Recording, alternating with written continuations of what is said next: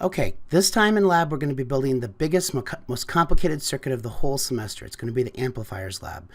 Now, this will actually take a full breadboard just to do the amplifier and the mixer, and then we'll have a second half breadboard to do the VU meter. So it's a pretty detailed lab, pretty complicated, but it's also, I think, incredibly rewarding. And the sort of the amount that we can accomplish in just 50 minutes is remarkable, since many of the amplifier power and ground connections, for example, are already pre-made. A couple quick observations.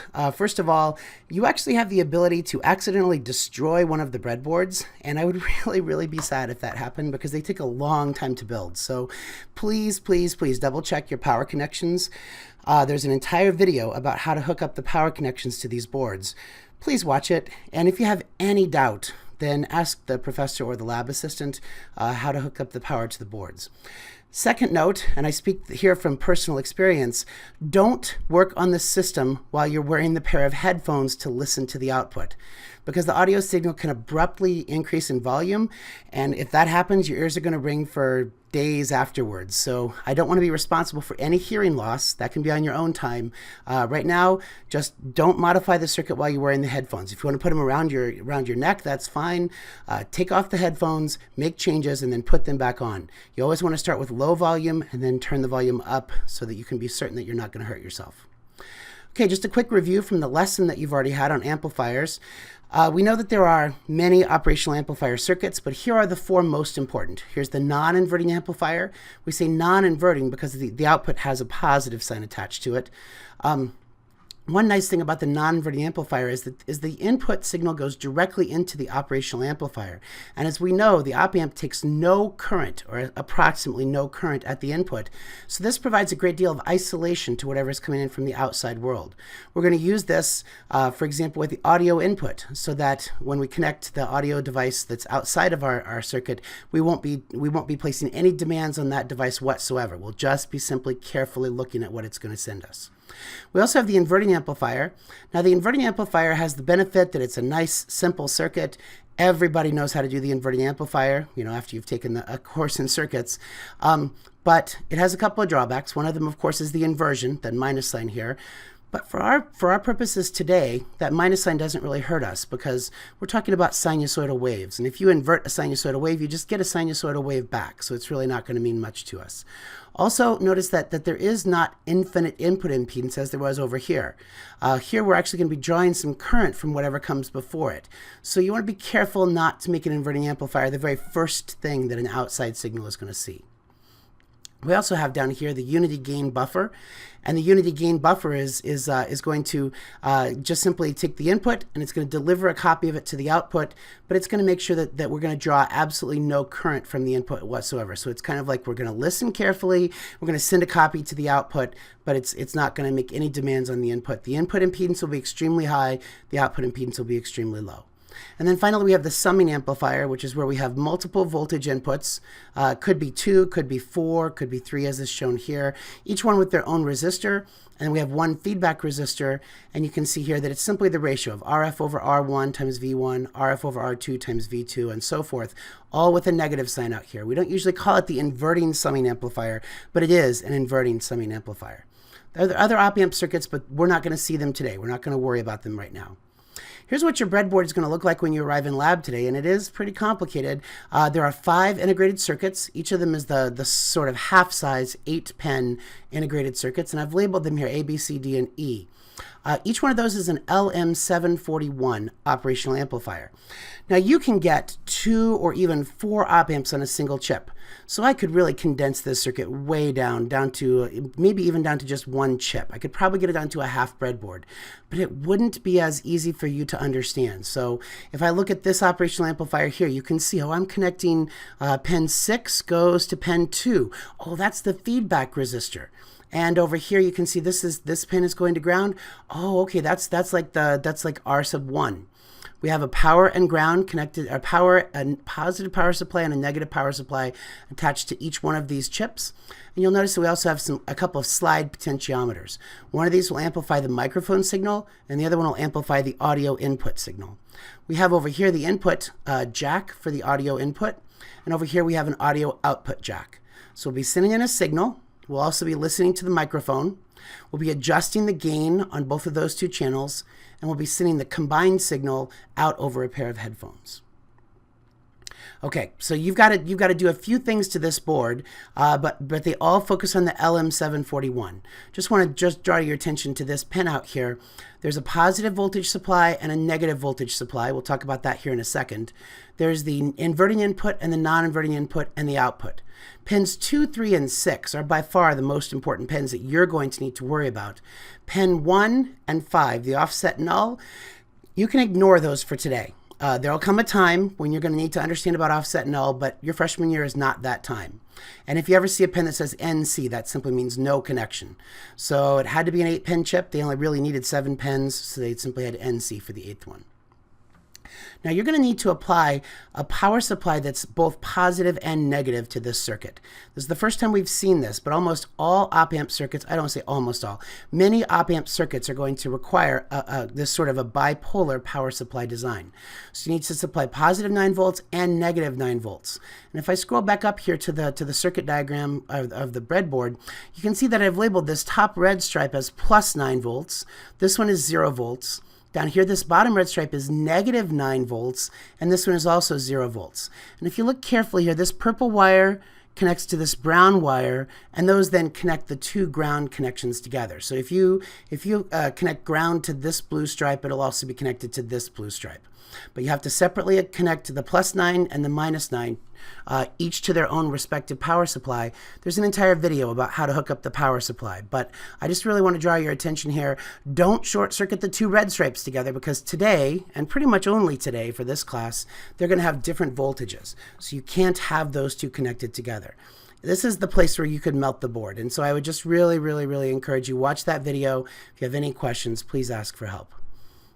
Okay, and why do you need both positive and negative? Because we're going to be sending in sinusoidal signals. And so if this is the input signal, we want to amplify that, which will make it taller. It'll make it larger. But remember that it has both positive and negative. Well, it turns out that due to the nature of the operational amplifier, the output cannot go higher than the power supply, than the positive power supply, nor can it go lower than the negative power supply. So if we didn't have a negative power supply, if it was just ground, 0 volts, then all of this negative part would have to be cut off. We use the word rectified. So we would rectify the circuit. It would look like this one right here. Now there are times when rectifying the circuit is what we want, but today is not one of those times. We want this. We want a nice, smooth sine wave that's going up and down. And so to do that, we're going to need to apply both positive 9 volts and negative 9 volts. And then just one last time to make sure that we're all on the same page, I want to make sure that you can see 9 volts, plus 9 volts, 0 volts, negative 9 volts, and 0 volts. But you only need to connect one of the two 0 volt connections. Let's test the first amplifier block. There are 4 blocks. There's the electret microphone. There's the first 2 op amps, A and B, and the microphone potentiometer. That handles the microphone circuit. Then there's the next 2 op amps, 741C and D, and the audio input potentiometer that amplifies the radio signal. And then there's the 5th op amp, E, which mixes the two signals together using a summing amplifier.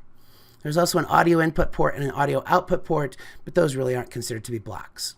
So what we want to do is we want to test this first amplifier block. We want to test block number 2. The electret microphone will do that toward the end, but for right now we're going to test block number 2. Now, block number 2 is shown here in this circuit schematic. And what it actually shows is that we have here a non-inverting amplifier, which has a gain of 101, because the ratio of these two resistors is 100, and then you have to add 1 because it's non-inverting. So gain is 101, and then we have an inverting amplifier with a variable resistor. That's what the potentiometers are, is the variable feedback resistors on these stages. So if that resistor goes to 0, then the gain of this stage is 0, and we completely suppress the microphone. But if this is all the way up to 10 kilo ohms, then 10 divided by 10 is 1. It's an inverting amplifier, so it's actually negative 1. So then we would just leave it as the same amplitude that we got here. So we would be multiplying by either 0, if this slide potentiometer is all the way down, or by negative 1 times 101 if the slide potentiometer is all the way up. Potentiometer is all the way up, or we can have anywhere in between those two. So what you want to do is you want to send in a voltage onto the input block, which is pin 3 of 741A, and you want to read the output, which is pin 6 of 741B. The input is going to come from the function generator. There's a whole video about how to set up the function generator, and the output's going to go to the oscilloscope. Again, there's a whole video about how to use the oscilloscope. These are two of the most important tools that electrical and computer engineers have. We have multimeters, we have power supplies, we have function generators, and we have oscilloscopes. There are a few other tools, but really those are the four big tools that are used by almost every ECE major. So set up the function generators to output a 1 kilohertz sine wave with an amplitude of 10 millivolts. And although it doesn't say it here, that should be 10 millivolts peak to peak, which it shows in the video. Connect it to pin 3 of the first integrated circuit, 741A. Then use the oscilloscope to observe the output of the block, which is pin 6 of 741B. And then just tell me what frequency and amplitude do you measure. And if you have any trouble with that, talk to either me or talk to the professor or the lab assistant, because we'll be happy to help you to get this set up. And then ask yourself, does this agree with what I expected? I'm sending in 10 millivolts peak to peak. Am I getting out about what I would have expected? 10 millivolts times 100 would be about 1 volt. So you're really kind of expecting it to be about 1 volt. Now we're going to connect the full circuit. So we're going to look at, now this is block number 2, the one that we just studied, but now we're going to connect, its input is going to come from the electret microphone. Then down here we have a similar block. It's just that this first one isn't going to provide any amplification. We don't need amplification. The microphone had a little wimpy signal. It needed to be boosted, but the audio jack is coming directly from a radio. It's already boosted, so we don't need to boost it. We're just putting in this unity gain buffer here so that we don't demand too much current from the audio input. Then we're going to take both of these signals, we're going to send them through 10 kilo ohm resistors and send them into a summing amplifier. We're going to send the output of that into the audio jack. Now almost all of these connections have already been made for you. The only connections that are not made I've shown here with the X's. So those X's are going to be 5 connections that you're going to need to make. And down here I actually enumerate exactly what you need to do. So connect the capacitor to pin 3. That's one of the 5 connections. Connect the audio input jack to the input. That's the second connection. Then connect to the 2 10 kilo ohm resistors of the summing amplifier. That's 3 and 4. And then the 5th one is to connect to the audio output jack. Then slide both potentiometers all the way down. Connect the headphones. You can use your own earbuds if you like, but I can't be responsible if you accidentally make a mistake and ruin your earbuds. Use the cheap headphones that I've provided. It's fine. And then slide the microphone potentiometer upwards slowly. Verify that you can hear the sounds in the room. They'll actually be amplified. It's kind of like having a hearing aid. Then turn on the FM radio and adjust the volume to about halfway on the actual radio box. Then tune an FM station and plug the audio patch cable into the audio input jack. Then slide the other potentiometer upwards. You should be able to hear both the ambient sounds in the room and the music from the radio on top of each other. You should be able to hear both of them at the same time. You might want to look at this on the oscilloscope so you can see what's going on. You can see, just look at your voice on the oscilloscope, look at just the radio on the oscilloscope, look at both of them on the oscilloscope. And then, after you've done all of that, the last thing for today's lab is to connect a VU meter. VU, not Valparaiso University, volume unit. So a volume unit measure, or a VU meter, is designed to visually represent the volume of a signal. And we're going to use 10 LEDs and a LM3915 chip to display the contents of our audio signal to the VU meter.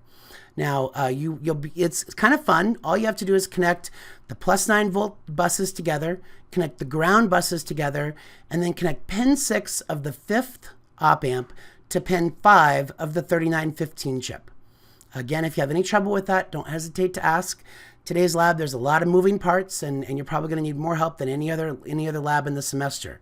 But if you connect it correctly, then what you're going to see is those red lights are going to dance as either you speak into the microphone, or as you clap into the microphone, or as you turn the volume on the radio up. You should be able to see the lights dance along with the music that's playing on the radio. So hopefully that's given you a good solid exposure to amplifiers. You really have learned more about amplifiers than I ever saw, even as a complete senior undergraduate student, and all of that has really taken place in just about a day and a half.